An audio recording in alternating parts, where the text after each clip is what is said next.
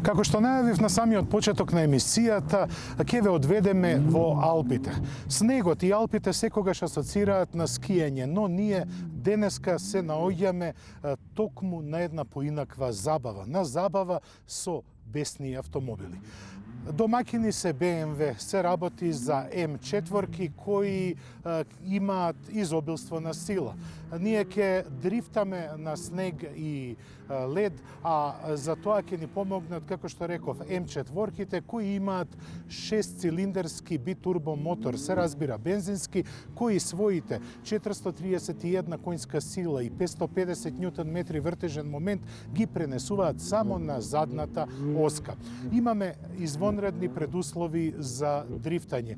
Надворешната температура е минус 22 степени Целзиусови, но поради сувиот студ не се чувствува дека е толку ладно.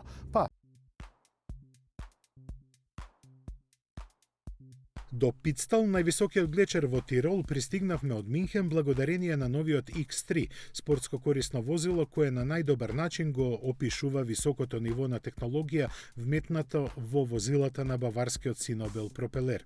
Со сите атрибути се имам детално запознаено во текот на тест возењето во Скопје, па изминатите километри низ Баварија и Тирол, иако беа повеќе од 500, ги чувствував на најдобар можен начин.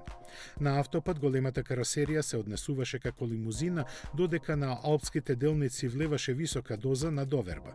Криволестите патчиња кои не носеа и до 1400 метри надморска височина беа прекриени со снег.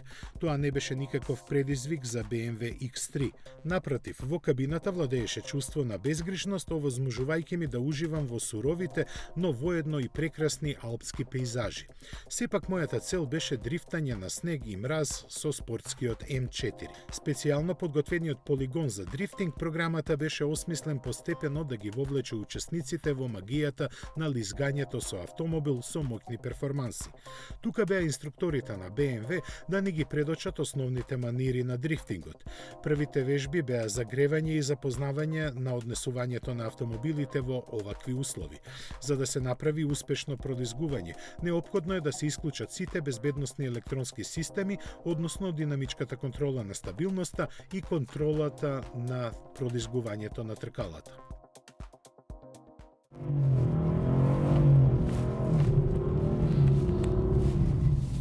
Имаме прекрасен звук од 6-цилиндерскиот мотор и многу борба со управувачот. Оно што е најважно за дрифтингот е да се биде свесен каде го возите возилото. А возилото во многу случаи се вози со поглед. Каде ви е погледот, таму оди автомобилот. Што е дрифтингот? Дрифтингот е всушност контролирано пролизгување.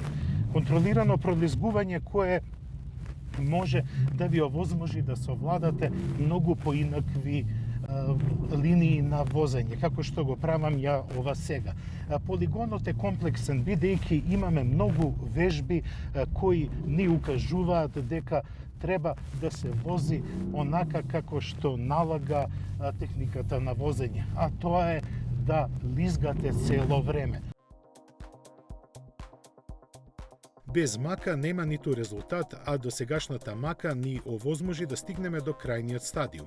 Целиот полигон беше преправен и вештините совладани во поединечните вежби требаше да се обединат во една целина. И наместо мака, како награда, добив максимална забава возејќи странично, а наместо низ шофершајбната, погледот при управувањето ми одеше преку страничните прозори.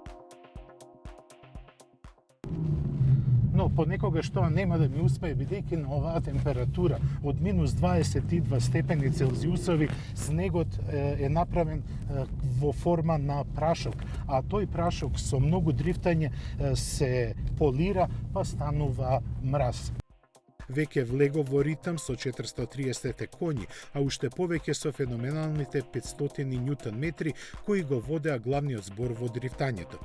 Громовите и татнежот што биеа од 4 издувни гранки го направија ова врвно искуство во доживување за сите сетила.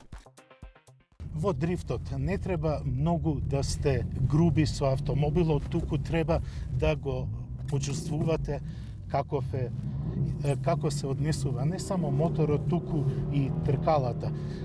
Поубаво е во поголема брзина да се прави дрифтот, бидејќи има и многу поголем обртен момент на располагање, па така автомобилот можете лесно да го контролирате. BMW M4 е врвен автомобил кој може да пружи многу повеќе од возни својства.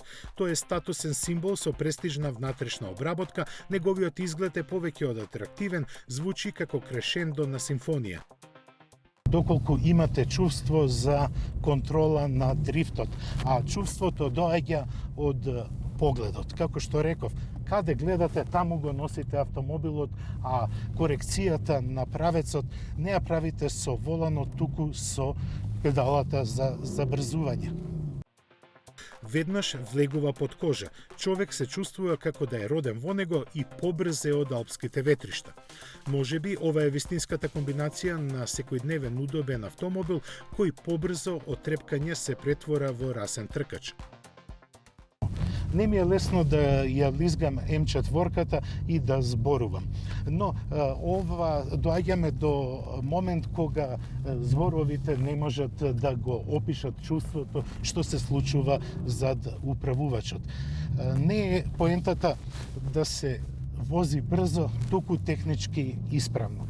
Јас ќе продолжам со моето учење на дрифтање на снег и на лед и можам да кажам дека е многу покомплексно отколку дрифтање на асфалт, бидејќи на асфалтот имате многу повеќе предвидливи движења. Тука треба да имате извонредно големо искуство за да направите движења кои ќе бидат во склад со совршениот дрифт.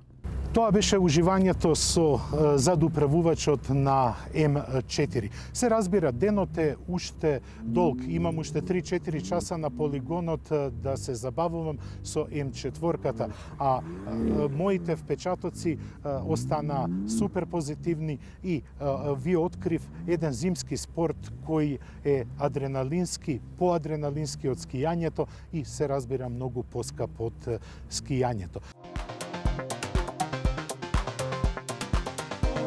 Дојде време за уште една забава за која М4 не е способен – летање над највисокиот глечер во Тирол. Летот со хеликоптер ни ја покажа дивата убавина на Питстал, каде 90% од ски терените се наоѓаат над 2000 метри надморска височина, а модерните ски лифтови и жичари може да ве качат и до 3440 метри надморска височина, што е само 337 метри пониско од највисокиот врв во овој дел на Тирол, Вилдшпице. Сепак, ниту тој не можеше да се мери со карактеристиките на рафинираниот BMW M4 и задоволството кое ми го приреди неговиот див, но скротлив карактер.